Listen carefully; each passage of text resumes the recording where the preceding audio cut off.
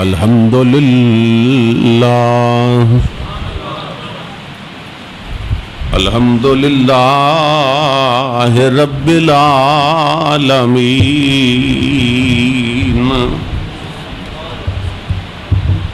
خالق السماء والأرضین الصلاة والسلام علی سید المرسلین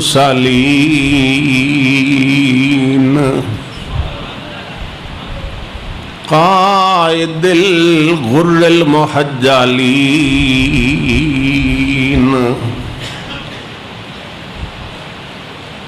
سیدنا و نبینا و شفیعنا و نجینا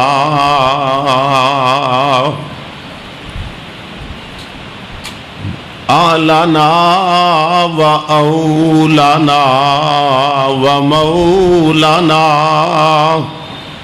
محمد المبعوث رحمت للعالمین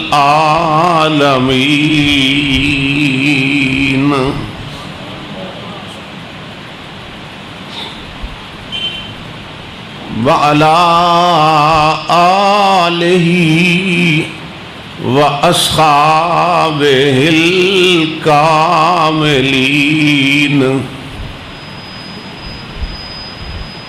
وعلى علماء ملتہ وأولیاء امتہ وأہل سنتہ اجمعین اما بعد فاعوذ باللہ من الشیطان الرجیم بسم اللہ الرحمن الرحیم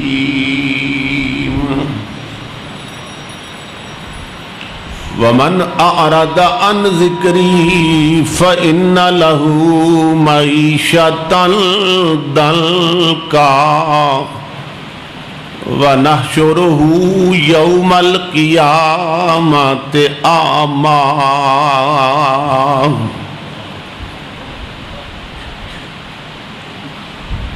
قال رب لم حشرتني أعمى وقد كنت بصيرا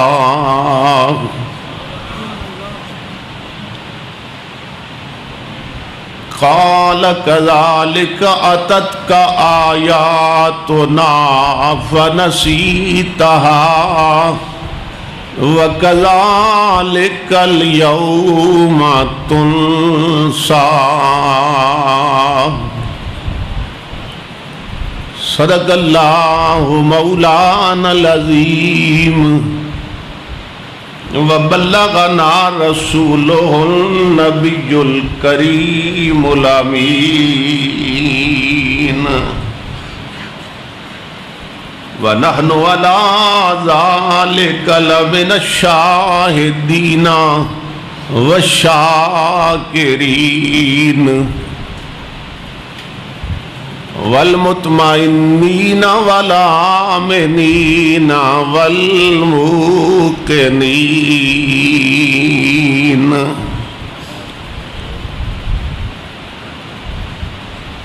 قد قال اللہ تبارک و تعالی فی شان حبیبہ محمد صلی اللہ علیہ وسلم مخبرا و آمرا ان اللہ و ملائکتہ یصلون علی النبی یا ایہا الذین آمنوا صلو علیہ وسلموا تسلیما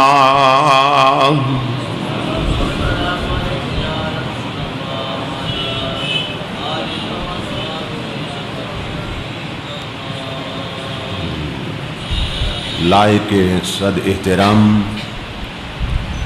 معزز حاضرین و سامعین، اللہ رب العزت کا لاکھ لاکھ شکر ہے کہ جس نے اپنی توفیق خاص سے آپ کو اور مجھے رمضان شریف کی ان مبارک ساعتوں میں اور جمعۃ المبارک کی ان سعید گھڑیوں میں اپنی پاک بارگاہ میں حاضری کا شرف عطا کیا اور اپنی برکات سمیٹنے کی توفیقات سے نوازا۔ آج جس عنوان پہ میں گفتگو کی سعادت حاصل کرنا چاہتا ہوں اس کا تعلق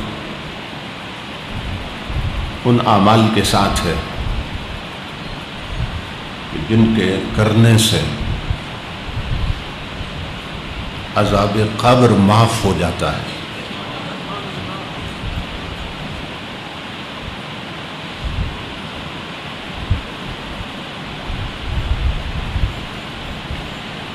قبر کا عذاب حق ہے، قرآن و حدیث سے ثابت ہے، اور نبی اکرم صلی اللہ تعالیٰ علیہ وآلہ وسلم ہر نماز کے ساتھ قبر کے عذاب سے امت کے لیے پناہ مانگا کرتے تھے، کیونکہ اس دنیا کو چھوڑنے کے بعد یہ پہلا مرحلہ ہے جس کو قبر کا مرحلہ کہتے ہیں۔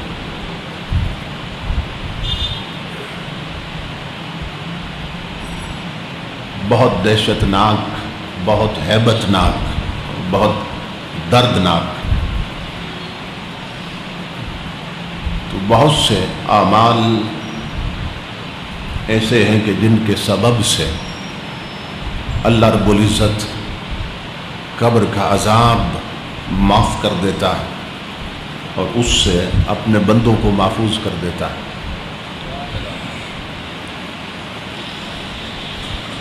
اس عنوان پر خطاب کے لیے میں نے قرآن حکیم کے جو الفاظ تلاوت کرنے کا شرف حاصل کیا،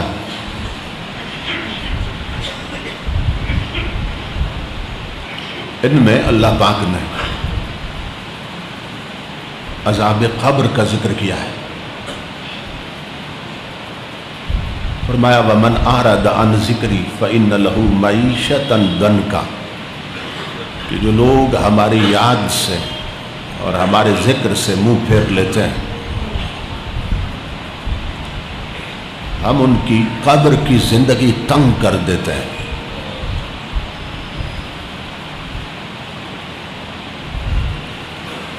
وَنَحْشُرُهُ يَوْمَ الْقِيَامَةِ أَعْمَىٰ،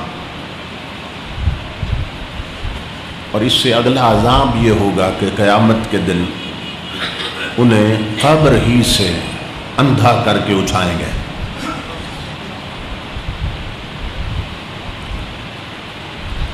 قال رب لم حشرتنی اعمی وقد کنت بصیرا، تو جب وہ نابینا ہو کے قبر سے اٹھے گا حشر کے میدان میں، عرض کرے گا مولا دنیا میں تو میں آنکھوں والا تھا،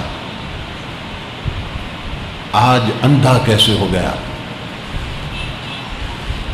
اللہ رب العزت فرمائے گا قال کذالک اتتک آیاتنا فنسیتها وکذالک اليوم تنسی، یاد کر میری آیتیں تجھ تک پہنچی تھی، میرا قرآن تجھ تک پہنچا تھا، تو نے اسے بھلا دیا، اس کی تعلیمات پہ عمل نہیں کیا، تو آج ہماری رحمتوں نے تیرا ساتھ چھوڑ دیا۔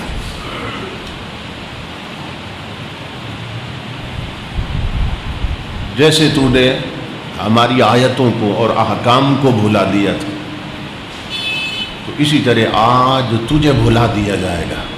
کذالک الیوم تنسیٰ کا یہ مطلب آج تجھے بھلا دیا جائے گا، کوئی یاد نہیں کرے گا، کوئی تیری مدد نہیں کرے گا، کسی طرف سے تجھ پہ رحمت نہیں ہوگی، کیونکہ میری آیتیں آئی تھی تیرے گھر، قرآن کی شکل میں، میرا پیغام پہنچا تھا کتاب کی شکل میں، مگر تو نے انہیں دیکھا تک نہیں، سمجھا تک نہیں، پڑھا تک نہیں، عمل تک نہیں کیا۔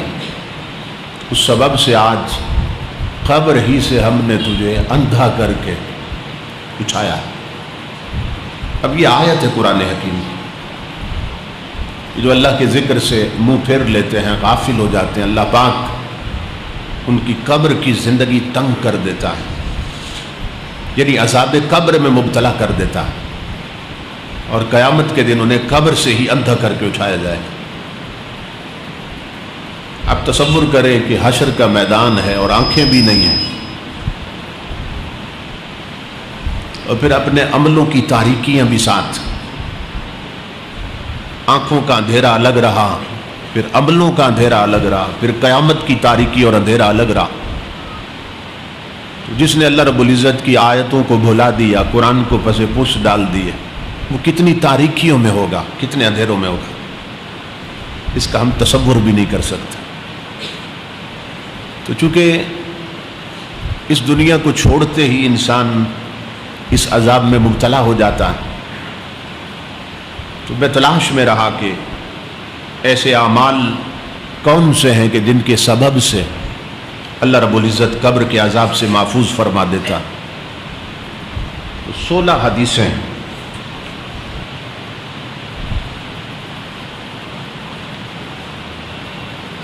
ہاں 16 حدیثیں میری نظر سے گزری کہ جس میں نبی اکرم صلی اللہ تعالیٰ علیہ وآلہ وسلم نے مختلف اعمال کا ذکر کیا کہ جن کے کرنے والوں کو قبر کا عذاب نہیں ہوتا۔ اس میں کچھ چیزیں بہت آسان بھی ہیں، ہر شخص کر سکتا ہے، بلکہ میں تو سمجھتا ہوں ساری آسان ہیں۔ نبی اکرم صلی اللہ تعالیٰ علیہ وآلہ وسلم نے فرمایا من مات فقد قامت قیامتہ، جو مر گیا اس کی قیامت شروع ہو گئی۔ تو یہ نہ سمجھیں کہ قبر کی زندگی کے بعد پھر جب حشر میں جانا ہے تو عذاب ہونا ہے یا حساب ہونا ہے، نہیں، مرنے کے فوراً بعد ہی قبر یا تو جنت کا باغ بن جاتی ہے یا جہنم کا گڑھا بن جاتی ہے۔ اس لیے میرے بھائیوں اور میرے بزرگوں، ان چیزوں کو خود بھی یاد رکھیں۔ سی ڈی بن رہی ہے، جب تیار ہو جائے تو اپنے گھروں تک پہنچائیں، لیڈیز تک، اس لیے کہ نبی اکرم صلی اللہ تعالیٰ علیہ وآلہ وسلم نے فرمایا کہ معراج کی رات جب میں نے جہنم کو دیکھا تو فرأیت اکثر اہلھا النساء، تو میں نے اپنی امت کی عورتوں کی اکثریت جہنم میں جلتی دیکھی۔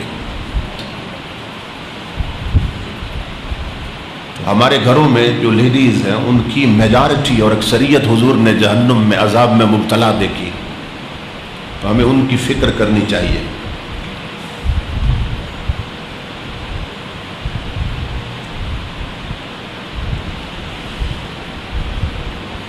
نبی اکرم صلی اللہ تعالیٰ علیہ وآلہ وسلم نے فرمایا، پہلی حدیث پاک،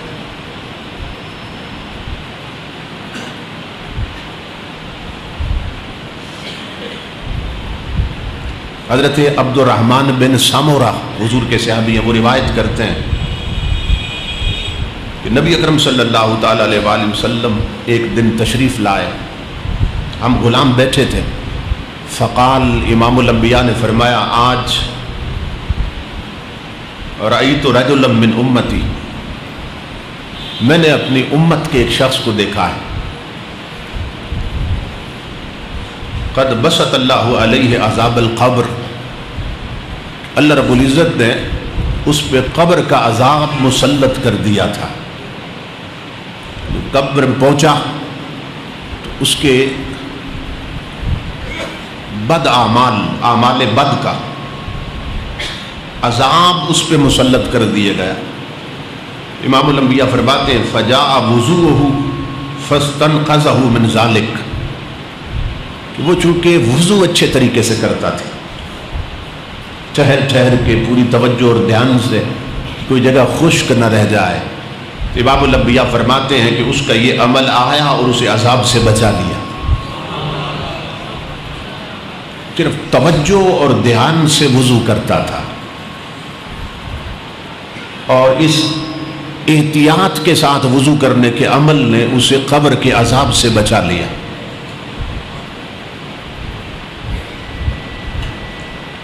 نبی اکرم صلی اللہ تعالی علیہ وآلہ وسلم کو بعض چیزیں خواب میں اللہ پاک دکھا دیتا تھا ایک مثال کی شکل میں، تاکہ میرا محبوب اپنے غلاموں کو بتائے اور امت اس عذاب سے بچ سکے۔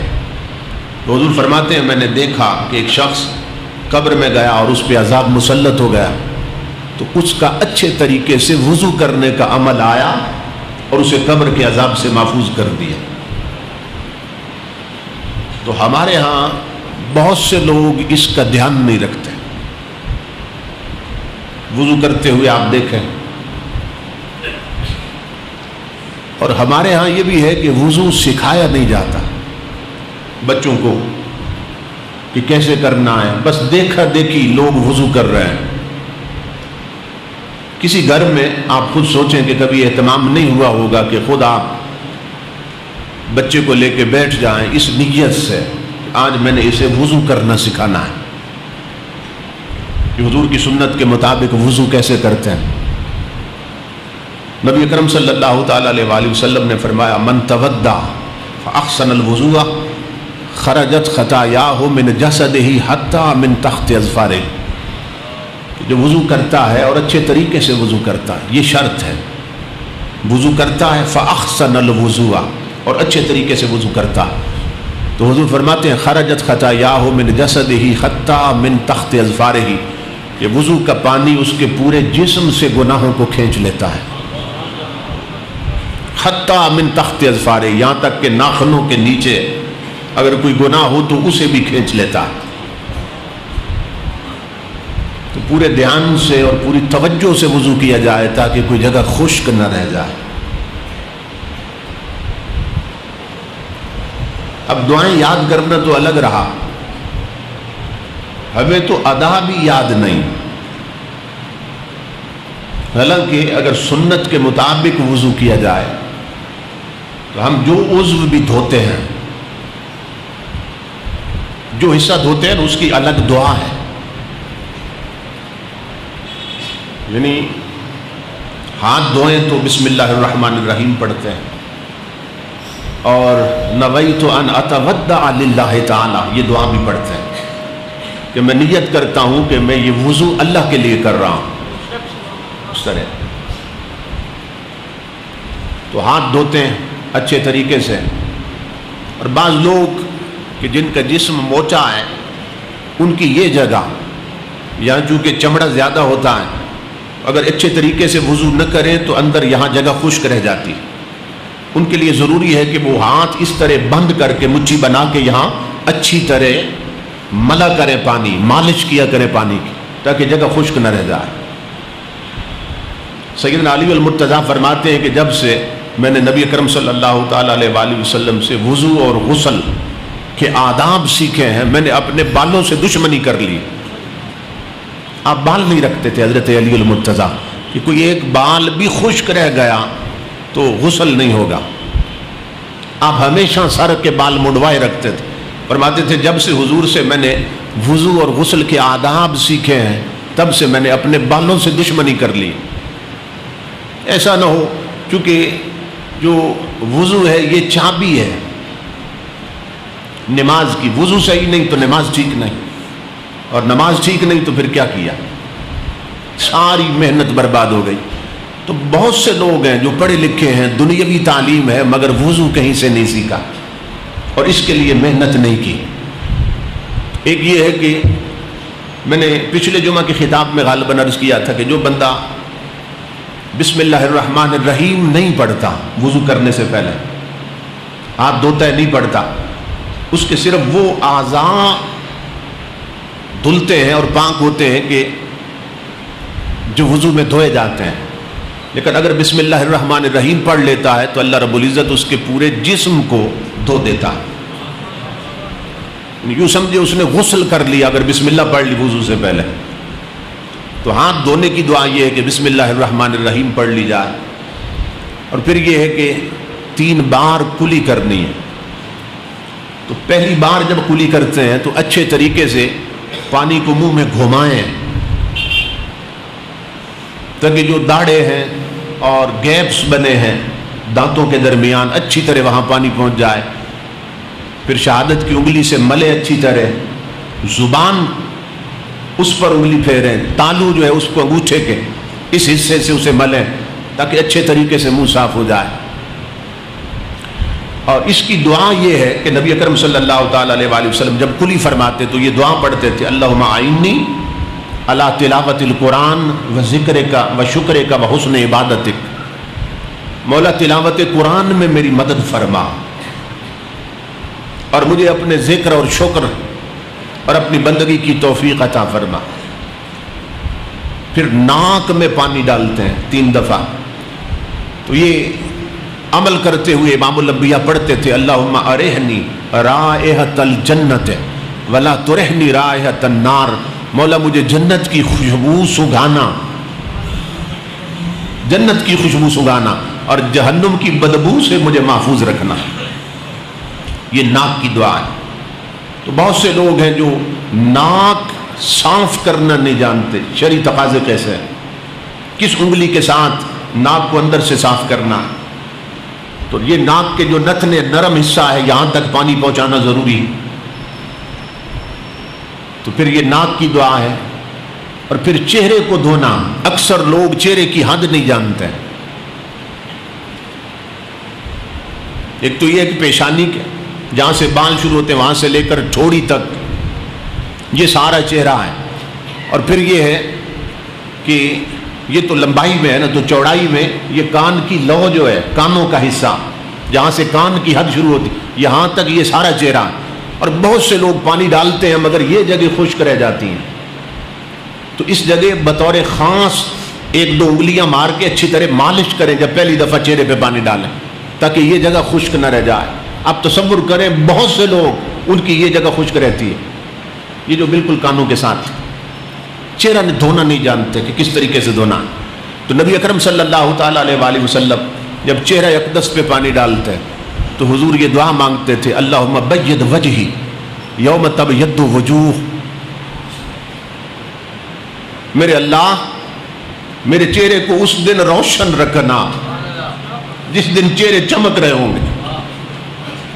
یہ حضور صلی اللہ علیہ وسلم دعائیں مانگتے تھے. اور پھر امام الانبیاء جب اپنا کونیوں تک دائیں ہاتھ مبارک کو دھوتے تو حضور صلی اللہ علیہ وسلم یہ دعا مانگتے تھے، اللہم آتنی کتابی بیمینی ولا تؤتنی کتابی بشمالی. مولا قیامت کے دن میرا نامہ اعمال میرے دائیں ہاتھ میں دینا. دائیں ہاتھ کو دھوتے ہوئے یہ دعا، اور میرا نامہ اعمال بائیں ہاتھ میں نہ دینا، کیونکہ دائیں ہاتھ کے نامہ اعمال جنتیوں کو دیے جائیں گے اور بائیں ہاتھ کے نامہ اعمال جہنمیوں کو دیے جائیں گے. یہ ہاتھ دھوتے ہوئے یہ دعا ہے. پھر امام الانبیاء بایاں ہاتھ دھوتے کونیوں تک. تو امام الانبیاء اللہ کی بارگاہ میں عرض کرتے، اللہم لا تؤتنی کتابی بشمالی وحاسبنی حسابا یسیرا. مولا مجھے نامہ اعمال بائیں ہاتھ میں نہ دینا اور میرے حساب میں آسانی کرنا. پھر امام الانبیاء سر کا مسح فرماتے ہیں.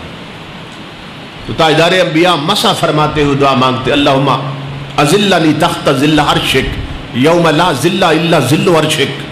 مولا قیامت کے دن مجھے عرش کا سایہ عطا کرنا، اس سر کو اس سائے تلے رکھنا جس دن تیرے عرش کے سوا کوئی سایہ نہیں ہوگا. پھر تاجدار انبیاء کانوں میں انگلیاں مارتے، کانوں میں انگلیاں. تو حضور صلی اللہ علیہ وسلم دعا مانگتے ہیں، اللہم اجعل من الذین یستمعون القول فیتبعون احسنہ. مولا مجھے ان لوگوں سے بنا جو ہمیشہ اچھی باتیں سنتے ہیں اور پھر ان کی اتباع کرتے، پیروی کرتے ہیں. اور پھر امام الانبیاء گردن کا مسح کرتے ہیں اور یہاں دعا مانگتے، اللہم اعتق رقبتی من النار. مولا میری گردن کو جہنم سے آزاد کر دے. یہ ساری دعائیں حضور کی امت کی تعلیم کے لیے تھے. پھر میرے امام الانبیاء دایاں پاؤں مبارک دھوتے ہیں. تو حضور صلی اللہ علیہ وسلم اللہ رب العزت کی بارگاہ میں دعا مانگتے، اللہم ثبت قدمی علی الصراط یوم تزل الاقدام. مولا قیامت کے دن پل صراط پہ مجھے ثابت قدم رکھنا، جس دن کتنے قدم ہوں گے ڈول جائیں گے، گزرتے ہوئے ڈگمگا جائیں گے، اس دن اس پاؤں کو وہاں ثابت رکھنا۔ پھر امام الانبیاء بایاں پاؤں مبارک دھوتے تو حضور یہ دعا مانگتے،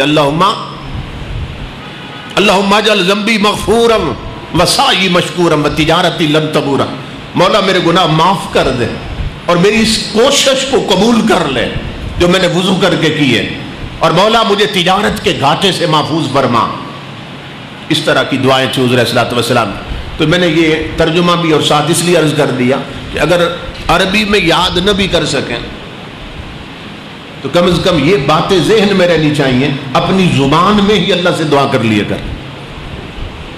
یعنی اس ہاتھ میں نامہ اعمال جنتیوں کو دیے جائیں، تو جب یہ ہاتھ دھوئیں کونیوں تک تو عرض کریں مولا میرا نامہ اعمال مجھے دائیں ہاتھ میں دے دے، اپنی زبان میں دعا کر۔ اور بائیں ہاتھ میں جہنمیوں کو دیا جائے گا تو اللہ سے پناہ مانگ لیں جب یہ دھوئیں۔ تو ہر عضو پہ غور کریں گے نا تو خود بات ذہن میں آئے گی۔ کانوں کا جب مسح کرنا ہے، انگلیاں پھیرنی ہے، تو مولا مجھے اچھی باتیں سننے کی توفیق عطا کر۔ اس طریقے سے وضو جو ہے، حضور صلی اللہ علیہ وسلم نے فرمایا کہ جو کامل وضو کرتا ہے، میں نے دیکھا کہ ایک شخص کامل وضو کرتا تھا، کئی گناہوں کی وجہ سے عذاب آیا، مگر کامل وضو کرنے کے عمل نے اسے عذاب سے بچا لیا۔ تو اچھے طریقے سے وضو کرنے والا قبر کے عذاب سے بچ جاتا ہے، ایک حدیث پاک۔ دوسری حدیث پاک امام الانبیاء نے فرمایا اللہ رب العزت شہید کو 6 فضیلتیں عطا کرتا ہے، شہید کو 6 عزتیں عطا کرتا ہے۔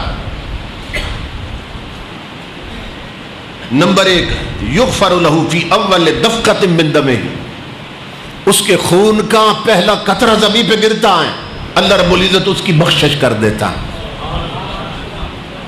یہ پہلی فضیلت شہید کو ملتی ہے۔ نمبر 2، وَيُرَى مَقْعَدُهُ مِنَ الْجَنَّةِ، اور شہید جب شہادت پاتا ہے تو اس سے پہلے کہ روح پرواز کرے، امام الانبیاء فرماتے ہیں اسے ٹھکانہ جنت کا دکھا دیا جاتا ہے پردے ہٹا کے۔ اور نمبر 3، وَيُجَارُ مِنْ عَذَابِ الْقَبْرِ، اس مقصد کے لیے میں نے یہ ساری باتیں کر لی۔ امام الانبیاء فرماتے ہیں کہ شہید عذاب قبر سے بچا لیا جاتا ہے۔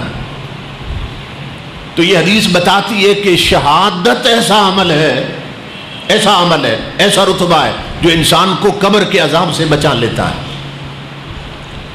پھر چوتھی چیز امام الانبیاء نے فرمایا وَيَأْمَنُ مِنْ فَضْلِ الْأَكْبَرِ، قیامت کے دن گھبراہٹ اتنی ہوگی، قرآن میں ہے کہ کلیجے منہ کو آ رہے ہوں گے، مگر امام الانبیاء فرماتے ہیں جو رب کے راستے میں شہید ہو جائے وہ اس دن امن میں ہوگا، سکون میں ہوگا۔ نمبر 5، وَيُوضَعُ عَلَى رَأْسِهِ تَاجُ الْوِقَارِ الْيَاقُوتِيَّةِ خَيْرٌ مِّنَ الدُّنْيَا وَمَا فِيهَا، امام الانبیاء فرماتے ہیں کہ شہید کے سر پہ قیامت کے دن موتیوں جڑا ایسا قیمتی تاج رکھ دیا جائے گا کہ حضور صلی اللہ علیہ وسلم فرماتے ہیں کہ یہ اس دنیا اور جو کچھ اس دنیا میں ہے وہ ہر شے سے قیمتی ہوگا، ایسا تاج عطا کیا جائے گا۔ اور نمبر 6، امام الانبیاء فرماتے ہیں وَيُشَفَّعُ فِي 70 مِنْ أَقَارِبِهِ، اللہ رب العزت شہید کی ساری برادری سامنے کر دے گا اور اسے فرمائے گا ان میں سے 70 بندے چن لے، جس کا تو نے اشارہ کر دیا ہم اسے جنتی کر دیں گے۔ جس خاندان میں جس برادری میں کوئی شہید ہوا، پوری برادری قیامت کے دن شہید کے سامنے کر دی جائے، ان میں سے بندے چن لے، جس کی پشت پہ تو نے ہاتھ رکھ دیا اسے جنتی کر دیں گے۔ تو یہ 6 عزتیں اور فضیلتیں اللہ پاک شہید کو عطا کرتا ہے، اور ان میں ایک یہ بھی ہے وَيُجَارُ مِنْ عَذَابِ الْقَبْرِ، کہ شہادت عذاب قبر سے بندے کو بچا لیتی، محفوظ کر دیتی۔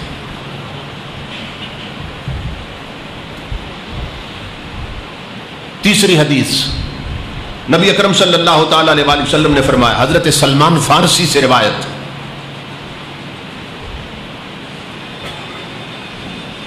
ان بعض اہل کتاب اخبرہ، کہ بعض اہل کتاب نے انہیں خبر دی، حضرت سلمان فارسی حضور کے صحابی ہیں، کہ ان عیسیٰ علیہ السلام کہ حضرت عیسیٰ علیہ السلام فرمایا کرتے تھے اپنی امت سے کہ طول القنوت الامان علی الصراط و طول السجود الامان من عذاب القبر، کہ حضرت عیسیٰ علیہ السلام اپنی امت کو فرمایا کرتے تھے کہ لوگوں لمبے قیام کیا کرو، جب نفل پڑھو تو لمبا قیام کیا کرو، اور رب سے جب دعا مانگو تو لمبی دعائیں کیا کرو۔ کیوں؟ آپ نے فرمایا کہ یہ دونوں عمل بندے کو قبر کے عذاب سے بچا لیتے ہیں۔ لمبا قیام کرنا اور لمبی دعا مانگنا، یہ کس کے لیے؟ جو بندہ تنہا نماز پڑھ رہا ہو۔ یاد رکھیے، یہ نہیں ہے کہ جو امام نماز پڑھا رہا ہے وہ لمبا کرے، نہیں۔ حضور صلی اللہ علیہ وسلم نے فرمایا پیچھے مریض بھی کھڑے ہوتے ہیں، پیچھے بوڑھے کھڑے ہوتے ہیں، پیچھے بہت سے لوگ ہیں جن کے کوئی ذاتی کام ہے بہت ضروری، تو حضور نے فرمایا کہ امام کو چاہیے کہ لمبی قرات نہ کرے۔ آپ نے فرمایا کہ جب تنہا پڑھے تو جتنا مرضی ہے لمبا پڑھے، لیکن جب جماعت کرائے تو پھر مختصر کرے۔ فَلْيُخَفِّفْ، حدیث کے لفظ تخفیف کرے اس میں۔ تو لمبی دعا کرنا اور لمبا قیام کرنا قبر کے عذاب سے بچا لیتا ہے۔ اب بہت سے لوگ ہیں جو یہ سوچ سکتے ہیں کہ ہمیں تو کوئی لمبی صورت نہیں آتی تو لمبا قیام کیسے کریں گے؟ تو اس کا طریقہ یہ ہے کہ کل شریف تو آتی ہے نا، تو کل شریف کو آپ بے شک 50 دفعہ پڑھ لیں، لمبا قیام ہو جائے گا۔ 100 دفعہ پڑھ لیں، لمبا قیام ہو جائے گا۔ اس کا پھر طریقہ یہ، جو صورت آتی ہے اسے بار بار پڑھتے رہے، لمبا قیام ہو جائے گا۔ یعنی ہم نفلوں میں یہ کر سکتے ہیں، عشاء کے نفل پڑھتے ہیں لمبے پڑھ سکتے ہیں، اسی طرح زور کے نفل لمبے پڑھ سکتے ہیں، اس میں لمبا قیام اور لمبی دعا۔ اور دعا کا ادب یہ ہے کہ دعا میں پوری توجہ اور دھیان رب کی طرف ہونا چاہیے، کیونکہ اس بندے پہ اللہ رب العزت غصہ کرتا ہے، غضبناک ہوتا ہے کہ جو دعا رب سے کر رہا ہے اور دھیان بندوں کی طرف۔ پوری توجہ اور دھیان سے اپنے رب کی بارگاہ میں دعا مانگا کریں، یہ دعا کا ادب ہے، ورنہ بے ادبی ہوتی ہے، دعا مانگنی نہیں چاہیے اگر توجہ اور دھیان اللہ کی طرف نہیں۔ چوتھی حدیث، اور یہ عجیب، امام الانبیاء نے فرمایا کہ میرے جس امتی کو سورہ ملک یاد ہو، سورہ ملک یاد ہو اور وہ پڑھتا ہو، اسے کبھی نفلوں میں پڑھتا ہے اور رات کو سونے سے پہلے پڑھتا ہے، امام الانبیاء فرماتے ہیں کہ جب وہ قبر میں جاتا ہے میرا غلام، عذاب کے فرشتے آتے ہیں تو ادھر سورہ ملک بھی پہنچ جاتی ہے، قبر میں پہنچ جاتی، ادھر عذاب کے فرشتے آتے ہیں، ادھر سورہ ملک بھی آتی ہے، اور امام الانبیاء فرماتے ہیں اللہ رب العزت سے جھگڑا شروع کر دیتی ہے۔ حیرت کی بات، سورہ ملک پڑھنے والے کے حق میں رب سے جھگڑا کرتی ہے، اور کیا کہتی ہے؟ مولا میں اس کے سینے میں ہوں جس کی طرف عذاب کے فرشتے آئے ہیں اور اسے عذاب دینا چاہتے ہیں، یا تو کہہ دے میں تیرا کلام نہیں ہوں، اور یا پھر عذاب کے فرشتے واپس لوٹا۔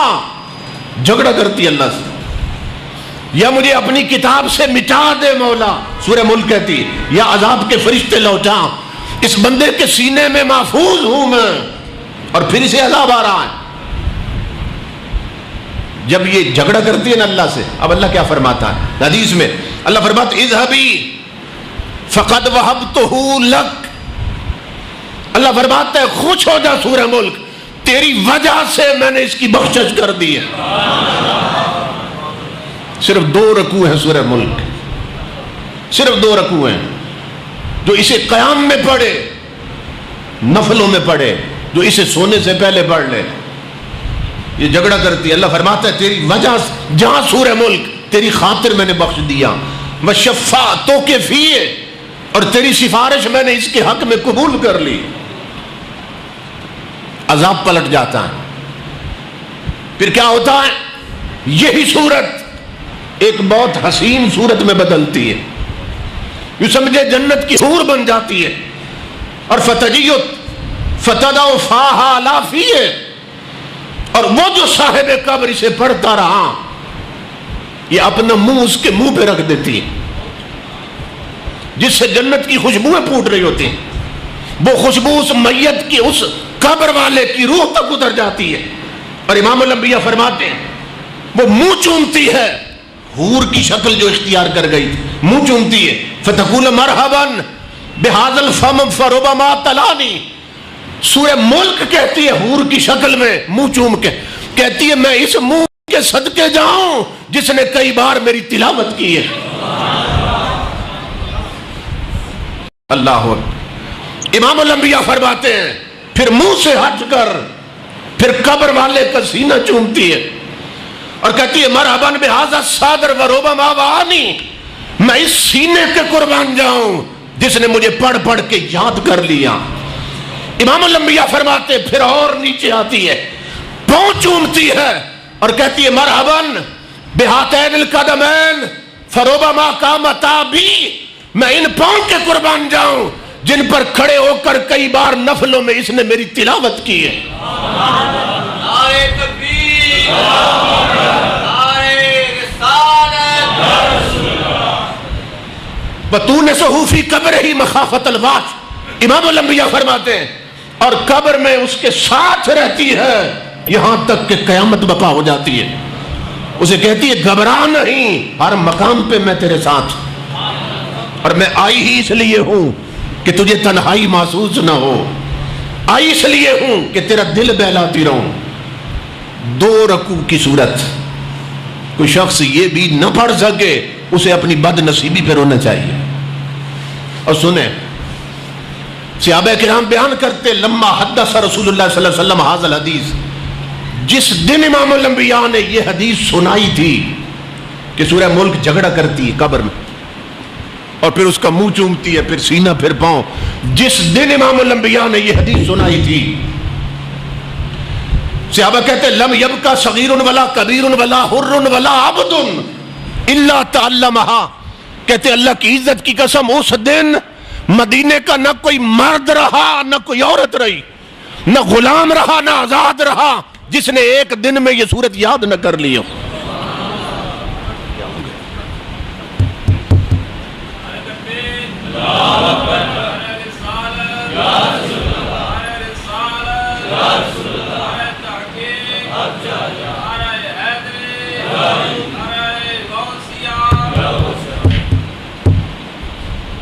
صحابہ کہتے ہیں امام الانبیاء نے جس دن یہ حدیث سنائی اور سورہ ملک کی یہ فضیلت بیان کی، نہ کوئی بڑا رہا نہ کوئی چھوٹا اور نہ کوئی آزاد رہا نہ غلام کہ جس نے یہ صورت یاد نہ کر لی. اور سماہا رسول اللہ صلی اللہ علیہ وسلم المنجیہ. تو امام الانبیاء نے اس صورت کا نام ہی منجیہ رکھ دیا، یعنی نجات دینے والی صورت. یہ سورہ ملک کا دوسرا نام ہے المنجیہ، تو کہ یہ صورت عذاب قبر سے مکمل نجات دے دیتی ہے. اس لیے میرے بھائیوں جو قرآن پاک پڑھے ہوئے ہیں وہ اس صورت کو روزانہ پڑھا کریں، سونے سے پہلے پڑھ لیا کریں. اور اگر نہ پڑھ سکیں تو گھر میں جو پڑھا ہے اسے کہیں اونچی پڑھو اور صرف سن لیا کریں، یہی اجر عطا کیا جائے گا. یعنی جو پڑھ نہیں سکتا سن لیتا ہے اسے بھی قبر میں یہی عزت عطا کی جائے گی. اس لیے اگر نہیں پڑھ سکتے تو کسی سے سن لیا کریں. 5ویں حدیث امام دارمی نے اسے اپنی مسند میں روایت کیا. خالد بن معدان کہتے ہیں بلغنی ان الف لام میم تنزیل، یہ سورت کا نام ہے.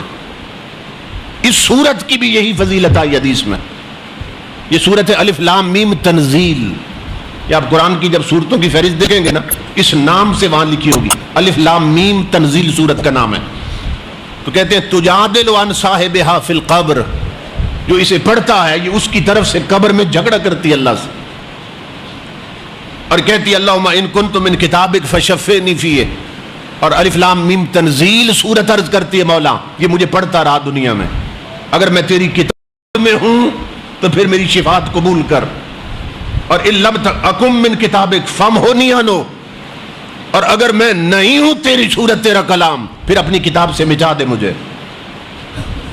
اور اس میں امام الانبیاء فرماتے ہیں کہ یہ جو صورت ہے اس کا حال یہ ہوتا ہے بچانے کا کہ انہا تکون کالطیر تجعل جناحہا علیہ، کہ یہ ایک پرندے کی شکل میں بدل کر پوری قبر کو میت سمیت اپنے پروں میں ڈھانپ لیتی ہے، کہ عذاب کے لیے کوئی راستہ نہیں بچتا کہ جس سے داخل ہو سکے. یہ صورت اپنے پروں میں پوری میت کو ڈھانپ لیتی، بلٹ پروف کر دیتی، عذاب پروف ہو جاتا. تو یہ بھی مختصر سی صورت ہے، کوئی لمبی صورت نہیں ہے. تو وہ کتنا خوش نصیب ہے جو دونوں پڑھ کے سوئے. اور امام الانبیاء تو دونوں پڑھتے تھے، اس لیے یہ دونوں صورتیں اگر پڑھ لی جائیں تو چھوٹی سی صورتیں ہیں اور اتنا بڑا اس کا اجر اللہ رب العزت عطا فرمائے گا. اور جنہوں نے یہ حدیث روایت کی ہے، میں ان کے حالات زندگی پڑھ رہا تھا. خالد بن معدان رضی اللہ تعالیٰ عنہ، ان کا حال یہ تھا کہ تلاوت قرآن کے علاوہ روزانہ 40,000 مرتبہ تسبیح پڑھتے تھے. سبحان اللہ سبحان اللہ. اور اس وقت چونکہ یہ تسبیح نہیں تھی جس پہ کاؤنٹ کرتے ہیں، یہ جو تسبیحوں پہ ہم پڑھتے ہیں یہ نہیں تھی، اس وقت انگلیوں پہ پڑھتے تھے. جنہوں نے یہ حدیث روایت کی ہے نا، حضرت خالد بن معدان 40,000 بار روزانہ تلاوت قرآن کے علاوہ سبحان اللہ انگلیوں پہ پڑھتے تھے. اور عجیب بات یہ ہے کہ تابعین بیان کرتے ہیں، کہتے اللہ کی عزت کی قسم جب یہ فوت ہو گئے ہم تختے پہ انہیں غسل دے رہے تھے اور یہ انگلیوں پہ تسبیح پڑھ رہے تھے. وہ انگلیاں جو عادی ہو گئی تھی پڑھنے کی، تختے پر بھی موت آ چکی ہے مگر رب کی تسبیح نہیں بھولی. کہتے ہم غسل دیتے رہے، انگلیاں ہلا کے تسبیح پڑھتے رہے. اب تصور کر، ایسی لا پریت محمد جاگتے رہے کہانی. یار کا نام ایسے لیا، مرنے کے موت بھی وہ ذکر چھڑوا نہیں سکے. تختے پہ بھی انگلیاں ہل رہی تھیں اور تسبیح پڑھ رہے تھے. اللہ. تو سورہ الف لام میم تنزیل بھی عذاب قبر سے مکمل طور پر پڑھنے والے کو بچا لیتی ہے. نمبر 6 حدیث پاک، امام الانبیاء نے فرمایا جو شخص رات کے وقت رب کی رضا کے لیے سورہ یاسین پڑھتا ہے، سورہ یاسین، اللہ رب العزت اسے عذاب قبر سے بچا لیتا ہے.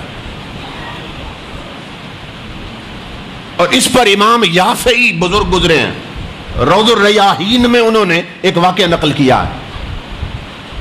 فرماتے ایک بزرگ مجھے فرمانے لگے کہ ہم نے ایک میت کو دفن کیا، جنازہ پڑھایا، دفن کیا اسے، لوگ چلے گئے، میں قبر پہ بیٹھا تھا.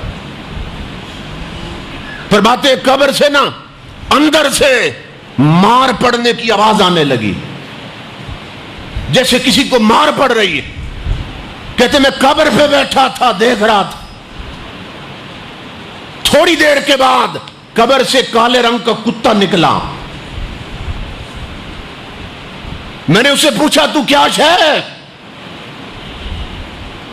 اس کتے سے کہا قبر سے نکلا ہے، تو کیا چیز ہے؟ کہنے لگا اس میت کے برے عمل ہوں. میں نے کہا مار کسے پڑ رہی تھی؟ کہنے لگا مجھے پڑ رہی تھی. میں نے کہا کون مار رہا تھا؟ کہنے لگا یہ سورہ یاسین پڑھتا تھا اور جو سورتیں تلاوت کرتا تھا انہوں نے مار مار کے مجھے قبر سے نکال دیا. وہ سورتیں مجھے مار رہی تھی کیونکہ ابھی امتحان والے فرشتے نہیں پہنچے، فرشتے ابھی آنے تھے، تو وہ سورتیں پہلے پہنچ گئیں تاکہ برے عمل نکال کر صرف ہم رہ جائیں اور جب امتحان ہو تو امتحان میں پاس ہو جائے. اس طرح ہوتا ہے. رب کی عزت کی قسم لوگوں، اگر حضرت عثمان غنی فرمایا کرتے تم یار تلاش کرتے ہو، فرمایا کرتے تھے قرآن سے بہتر کوئی یار نہیں ہے. ساری دنیاوی رشتہ داریاں اور یاریاں یہاں تک ہیں، قرآن کی یاری جنت تک جائے گی. جس نے قرآن سے تعلق جوڑ دیا قرآن اس کا کسی مقام پہ ساتھ نہیں چھوڑے گا. اس لیے قرآن سے پیار کیے کر. میں نے عرض کیا تھا اور پھر ایک بار عرض کر دیتا ہوں، شاید کچھ لوگ نہ سن سکے ہوں. میں نے تفسیروں میں پڑھا ہے کہ ایک بزرگ بالکل ان پڑھ تھے، کچھ پڑھنا نہیں آتا تھا، مگر صرف نماز یاد تھی، نماز پڑھتے. جب لوگ نکل جاتے تو وہ کنڈیاں لگا کے نا الماری سے قرآن نکال لیتے، اسے سینے سے لگاتے، جیسے بچھڑا ہوا یار بچھڑے ہوئے یار کو ملتا. بہت دیر تک سینے لگاتے، پھر چومتے، آنکھوں پہ رکھتے، سر پہ رکھتے، اور رو کر کہتے کہ میں نہیں جانتا تجھ میں کیا لکھا، ان پڑھ ہوں، پڑھایا کسی نے نہیں، ماں باپ ان پڑھ تھے، مگر اتنا تو جانتا ہوں تو میرے رب کا کلام ہے، تیرے لفظوں کی کئی بار میرے رسول کے لبوں نے تلاوت کی ہے، آ میرے سینے لگ. پڑھ نہیں سکتا، مل تو سکتا ہوں تجھے. سینے لگاتے، چمٹاتے، پھر کھولتے. پہلا صفحہ. اب کالی کالی سطریں تو نظر آتی ہیں نا ہر بندے کو، جاہل ہو کیوں نہ، تب بھی آتی ہیں. تو پہلے صفحے سے نہ سطر پہ انگلی پھیرتے، ہر سطر پہ پھیرتے جا، اور زبان سے صرف اتنا کہتے. یہ عقیدے کا اظہار تھا کہ یہ بھی حق ہے، یہ بھی سچ ہے، یہ بھی حق ہے، یہ بھی سچ ہے. لوگوں انگلی پھیرتے پھیرتے مہینے بعد پورا قرآن ختم کر دے. روزانہ مسجد میں ایک دو صفوں کی سطروں پہ انگلی پھیر جاتے، پھر نشانی لگاتے، اگلے دن پھر اگلی سطروں پہ اسی طرح انگلی پھیرتے. بزرگ کہتے ہیں ان کے اس عمل کی خبر تھی لوگوں کو، کہتے رب کی عزت کی قسم وہ بندہ جب فوت ہوا، جنازہ پڑھا کہ ہم قبر تک بعد پہنچے ہیں، ہر دیوار پر قرآن پہلے روشن تھا. قبر کی ہر دیوار پر جہاں نظر جاتی تھی قرآن کھلا ہوا نظر آ رہا تھا، اور قبر روشن تھی اور خوشبو سے بھری تھی. تو قرآن سے جس درجے میں تعلق قائم کر لیا جائے، قرآن اپنے ساتھ محبت کرنے والے کو کبھی خالی نہیں چھوڑتا.